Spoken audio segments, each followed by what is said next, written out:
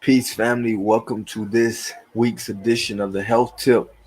We are bringing you, as you can see the title, this is a very big one. Everybody always asks me about the effects of marijuana and smoking weed, and is it good for you or is it bad for you? And if so, what are some of the effects? So, we're gonna go into it. We're gonna watch Dr. Michael Greger from nutritionfacts.org, and he's gonna break down a study, giving us the short-term effects, long-term effects, and then what I'll do as always is I go back and I give you, the review from my perspective of what I got from the video, and the breakdown of, the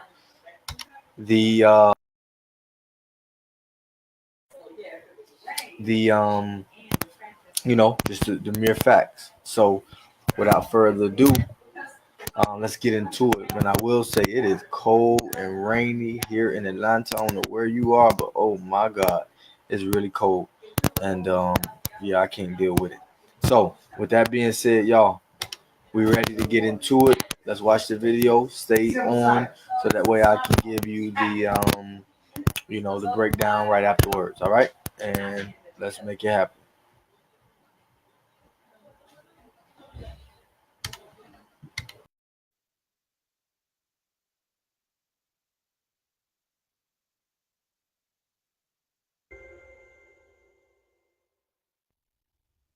There is unequivocal evidence that habitual or regular marijuana smoking is not harmless and causes respiratory symptoms and airway inflammation. If you take biopsies from the airways of those who smoke crack, cannabis, or tobacco, compared to non-smokers, there was significantly more damage in the lungs of crack smokers, marijuana smokers, and tobacco smokers. And the level of damage seems comparable, especially between the marijuana smokers and tobacco smokers, which is remarkable since the tobacco smokers were smoking about a pack a day, whereas the marijuana smokers were only smoking about 20 joints a week, rather than 25 cigarettes a day, and those smoking crack were just doing like a gram or two a week. So to see similar rates of damage between marijuana smokers and cigarette smokers suggests each joint is way worse than each cigarette.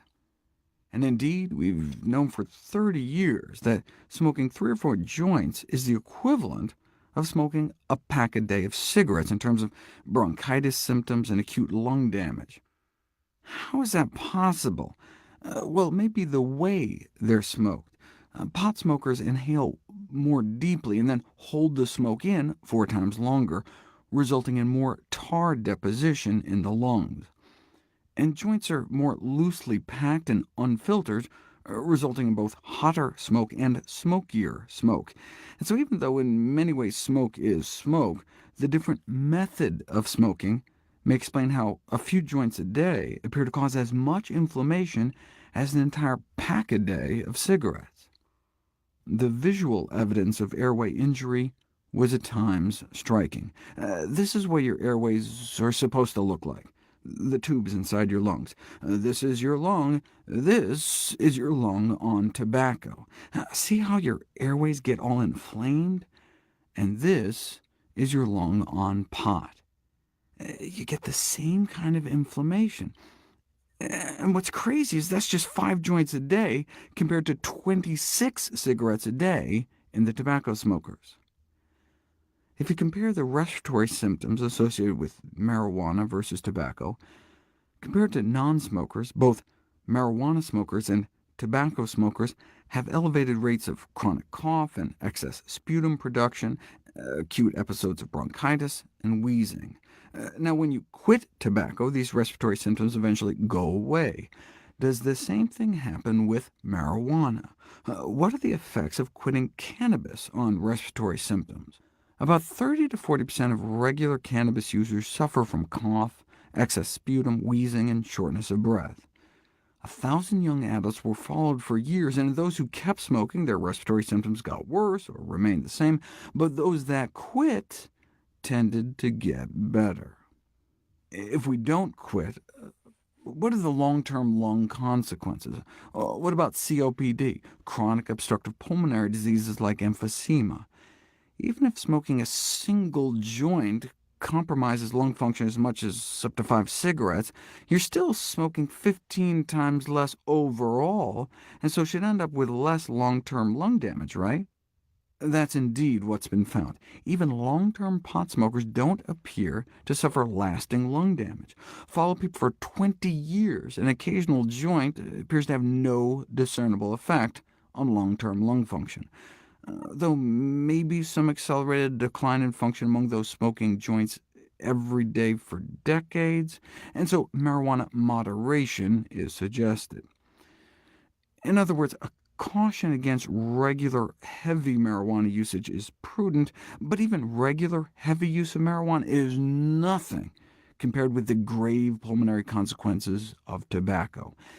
Any toxicity of marijuana pales when compared with the greatest legalized killer in the world today.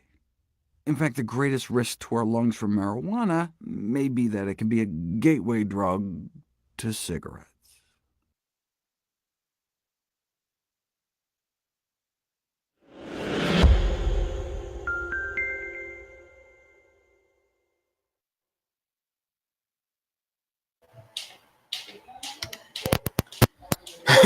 What are your thoughts on that? Just pure, um, facts from a study. Credited study, as Dr. Greger always brings us. So, turn that off. Not trying to. There we go. So with that being said, here's what I got from the video. Here's what I got from the study. First thing is according to that, 3 to 4 joints, per day is equivalent to smoking about, a pack of cigarettes a day, which a pack of cigarettes can be 20 to 25, where 3 to 4 joints. And he said the reasons is because when you smoke a joint, you hold it in deeper. Okay, so you hold it in 3 to 4 seconds longer as relates to inhaling, um, creating more tar in the lungs. Okay, so that's the issue, is creating more tar from inhaling. Next thing is another reason is because um, marijuana is more loosely weed is more loosely packed and unfiltered versus, of course, a tight process, with tobacco. Um, and so that's another reason why, marijuana can, small amount of weed can be equivalent to tobacco, okay, or cigarettes. Um, Number two thing is airways are inflamed the same, you know, with marijuana and tobacco. So your airways, when you're a smoker, period, of any sort, um, creates a great deal of inflammation. And we understand, as those of us on a natural, holistic path, that inflammation is always the prerequisite to any disease. Before there's a disease, there's inflammation. So if we can find a way to get rid of inflammation in whatever area of the body, then we can find a way to get rid of the disease. Okay, so um, that's that. Another thing is higher dates, or I'm sorry, higher rates of cough. Right, so marijuana has higher rates of cough. Um, uh, uh, sputum, or sputum, which is a mucus, right? Acute bronchitis is even more actually than cigarettes, right? So it has more likely to get bronchitis than cigarettes, and that's just probably based upon, again, the inhalation process of being deeper than that of cigarettes. Um, Wheezing, has pretty high rates of wheezing. Um, so the bottom line is that the best thing, though, of what was found in the study is that, unlike tobacco and cigarettes, the long-term damaging effects to the lungs are nowhere near that which cigarettes do. Okay, So they studied people who smoked weed 20 years, even on a regular basis. They did not have the same kind of long-term effects to their lungs like cigarettes, okay, which is the number one legal killer in, America. So that's the awesome thing. So they, it did study did suggest if you're gonna do marijuana, smoke marijuana, um, then you should do it, occasionally, not a frequent thing. Occasionally, what happens is it's you don't actually have most any of the symptoms that it's stated if you do it occasionally, where you can kind of go symptom free of any negative effects.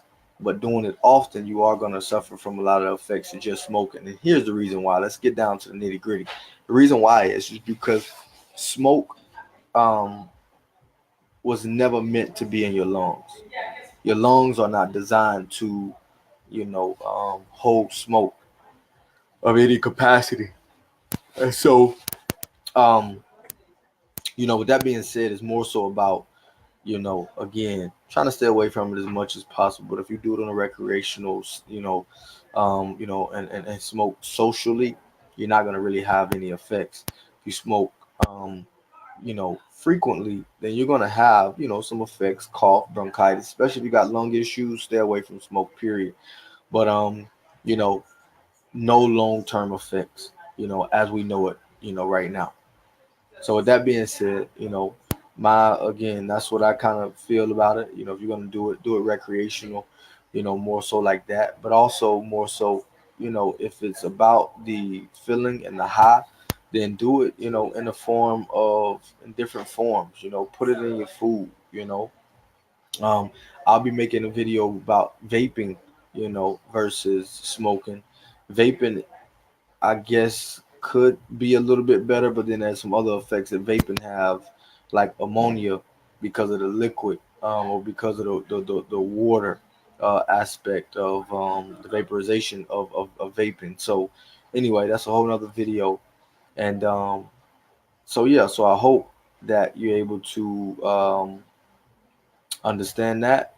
And until next time, health tip of the week. If you got any questions, as we do each and every week, um, you know, please reach out to us, email us, whatever the case may be, so that way we'll get you the information that's needed to help you along your health journey. If you're somebody who's trying to lose weight, gain weight, reverse, certain things that you may health challenges that you may be having, reach out to us.